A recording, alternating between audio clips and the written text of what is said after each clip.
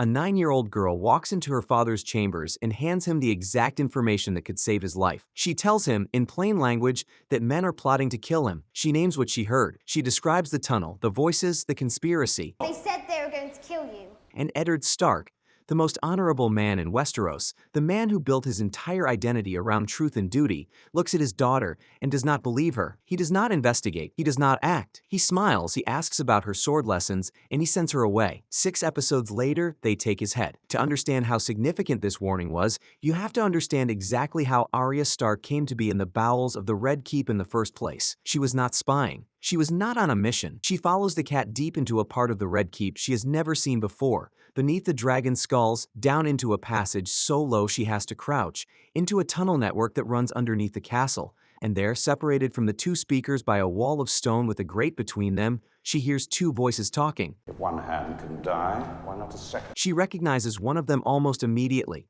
Lord Varys, the Master of Whisperers, the bald man she has seen at the King's Council. The other voice she does not recognize, it belongs to Illyrio Mopatis. They discuss the Hand of the King, which is her father, as a liability, someone whose honor makes him dangerous to their plans. Varys says that the wolf and the lion will be at each other's throats, and that we need time, confirming that they are actively working to shape the conflict rather than simply observe it. We have officially launched our Discord server, a dedicated space for us to break down theories, discuss those mind-blowing Westeros scenes, and for you to tell me directly what you want to see next on the channel.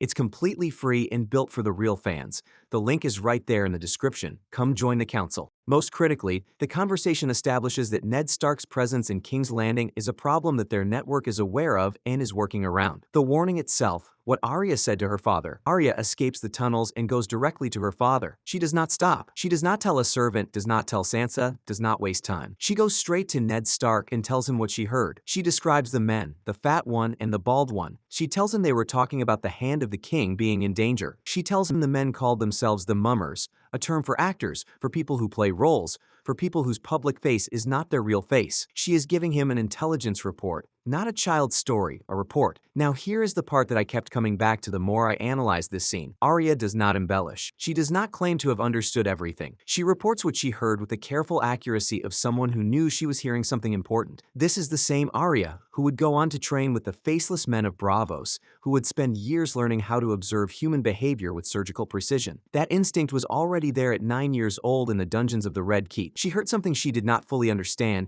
she retained it accurately, and she delivered it to the person she trusted most. Ned Stark's response is one of the most painful moments in the show precisely because it is so recognizably human. He does not dismiss her with cruelty. He is warm. He is patient. He listens, but then he begins asking her questions, not to investigate what she heard, but to find a rational explanation that puts his mind at ease. He asks where she was. He tells her she should not have been in that part of the castle. He makes the conversation about her safety in the tunnels rather than about the content of what she overheard. By the time the scene ends, he has turned her intelligence report into a lesson about where 9-year-old girls are and are not allowed to wander. He also misidentifies the figures she describes. When Arya says the fat one and the bald one, Ned Stark, surrounded by political allies he has barely had time to evaluate, does not immediately connect the bald description to Varys, or if he does, he does not allow himself to follow that thought to its conclusion, because following it to its conclusion would mean accepting that the Master of Whisperers on the King's own small council is conspiring against the Crown's hand. That is not a comfortable conclusion for a man who still believes the institutions of King's Landing function more or less as they are supposed to. Ned's fatal flaw. Honor as a blindfold. To understand why Ned Stark could not hear his daughter's warning,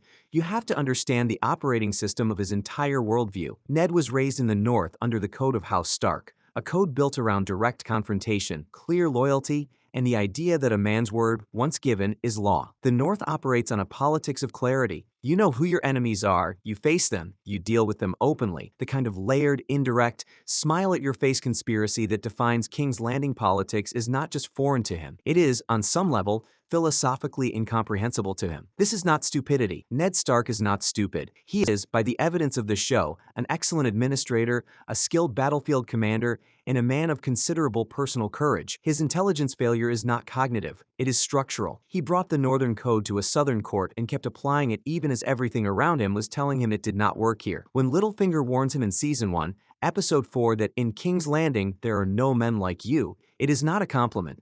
It is a diagnosis, and Ned treats it as a pleasantry. The deeper issue is that Ned's sense of honor functioned as a filter that eliminated certain categories of information before he could act on them. A 9-year-old girl overhearing a conspiracy in a dungeon tunnel does not fit within the framework of how Ned Stark believes intelligence works. Real information in his worldview comes from lords, from ravens, from formal channels. It does not come from his daughter chasing a cat into a restricted passage, so his brain, even without conscious dismissal, simply does not file the information in the correct category. When I rewatched the full arc of Season 1 with this scene in mind, I started noticing how many times Ned receives accurate warnings and processes them incorrectly. Littlefinger warns him. Cersei essentially warns him in Episode 6 when she tells him, "When you play the Game of Thrones, you win or you die." Even Varys himself, one of the men Arya overheard, visits Ned in the dungeon in Episode 8 and tells him the truth about his situation. Ned is a man who was warned repeatedly by almost every significant player in the city. He processed none of it correctly because he was translating it all through a code that did not apply. What Arya understood that Ned did not: the survival instinct. The contrast between Arya Stark and Eddard Stark in this sequence is the show's clearest statement about the difference between Northern honor and Southern survival. Arya, at 9 years old,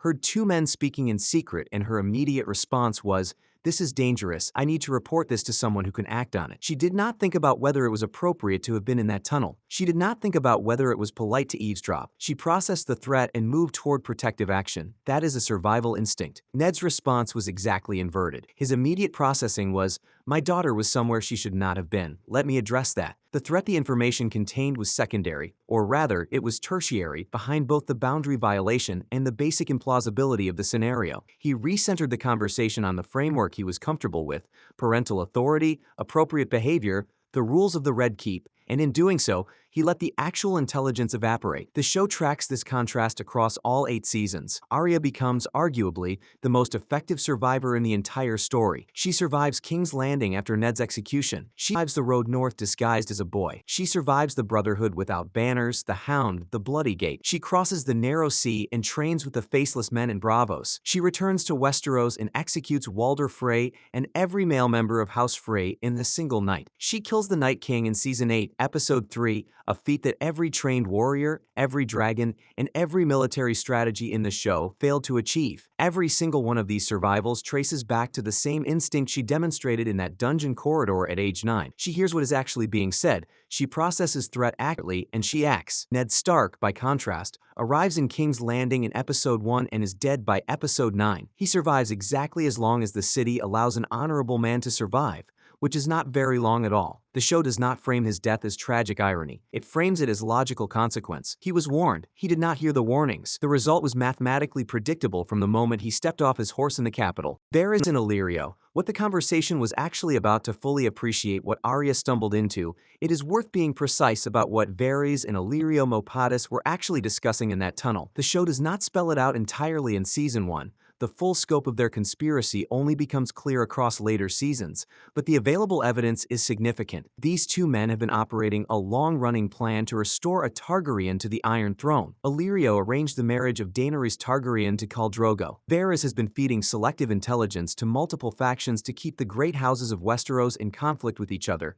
preventing any single power from consolidating enough to threaten the Targaryen restoration plan. The conversation Arya overheard is taking place at a specific moment of crisis in their plan. Ned Stark has just discovered that Jon Arryn was murdered, that Joffrey Baratheon is not Robert's biological son, and that the entire succession of the Iron Throne is built on a lie. Ned has the information. He intends to act on it. For Varys and Illyrio, a hand of the king who actually pursues the truth and has the king's ear is a catastrophic variable. Robert Baratheon learning the truth about Joffrey through an honest channel, rather than through the Lannister-managed chaos that Varys needs, destroys the timeline of their entire operation. So the conversation Arya heard was, at its core, about whether Ned Stark was going to be allowed to finish what he started. The answer, as the season's remaining episodes make clear, was no. What Arya delivered to her father was not a vague warning about unnamed danger. It was, unknowingly, an intelligence briefing on the exact conspiracy that was already in motion to remove him from the board. The information was actionable, the source was reliable, the timing was not yet too late,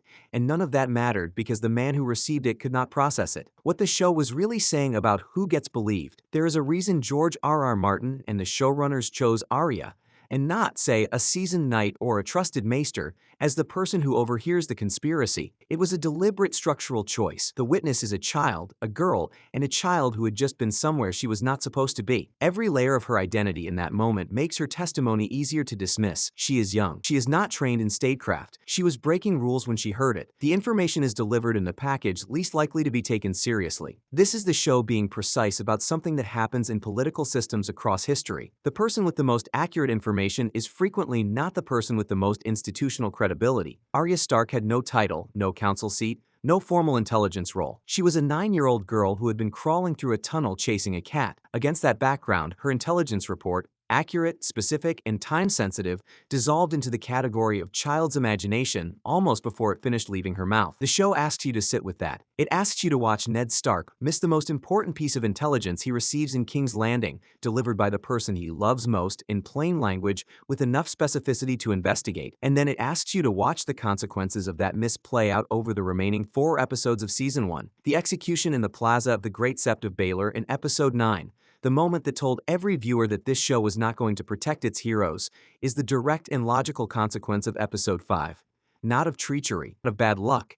Of a father who looked at his daughter and heard a child's story when she was giving him a soldier's report. That is the tragedy this show built with more precision than almost anything else in its run. The truth was available. The